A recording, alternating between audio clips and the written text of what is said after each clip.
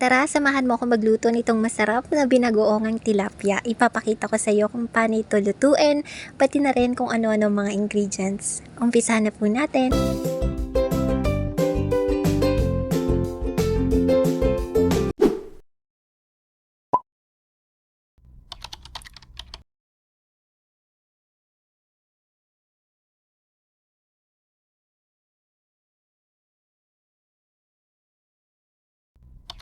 Para maging malasa ang ating tilapay, syempre maglalagay tayo ng mga seasoning. Umpisahan po natin sa pagbudbod ng asin, kabilaan po.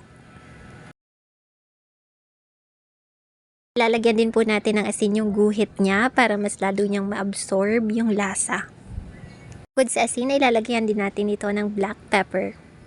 As usual, kabilaan din po ito.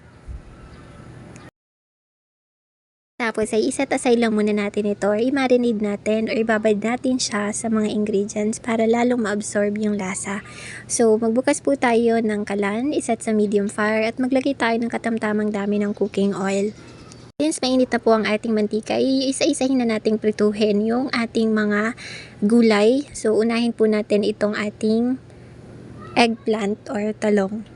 Mas maganda po kasi kapag prito para later ay crunchy siya at the same time dati na siyang luto, 'di ba? Baliktad na natin ito since luto na yung kabilang side at syempre isiset aside muna natin siya. Sunod naman natin piprituhin ay ang ating tilapia. Tingin ko golden brown na siya so pwede na natin itong baliktarin. So after a few minutes ay golden brown na rin itong kabilang side. Ibig sabihin pwede na natin itong tanggalin. Gamit ang same na cooking oil, isosaute po natin ang ating bawang. The more na marami yung bawang, mas better. Sunod na natin isote ang ating white onions. Next, isote natin ang ating kamatis. Maglagay din po tayo ng black pepper. Dahil binagoongan to, maglalagay po tayo ng homemade bagoong. Comment nyo lang po sa baba kung gusto nyo gumawa kami ng vlog kung paano gumawa nito. Mas masarap ang binagoongan kapag meron itong chili paste, kaya naman ay maglalagay tayo. Pero kung hindi mo bet ang may chili paste or chili sauce, pwede mong skip tong part na to.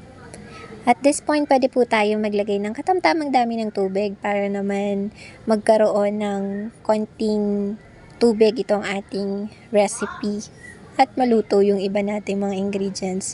Naglagay lang po tayo dyan ng Maggi Magic Sarap, pampalasa. Alam nyo naman kapag may magic sarap, lalong sumasarap yung recipe.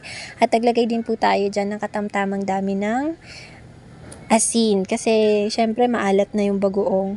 Tapos naglagay na rin po pala tayo dyan ng ating green na sili. Yes po, marami tayong sili na ilalagay para extra yummy talaga. Tapos nilagay na natin yung gulay na pinirito natin kanina at sinet aside itong ating talong. So masarap na to, may twist pa siya ng health benefits.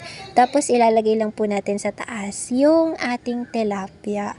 Ay, ang sarap po talaga nito, promise. Kahit nga yung sauce lang, wala na yung tilapia, masarap na talaga as is. Tapos yan, lagyan lang po natin ng sauce sa ibabaw. Voila! Narito na po yung final product. Sana po nagustuhan ninyo. Sobrang sarap po nito. Ako mismo yung nakatikim. Naglagay din po pala tayo ng toppings dyan na garlic powder or garlic bits. So, happy eating po! Until next time, bye!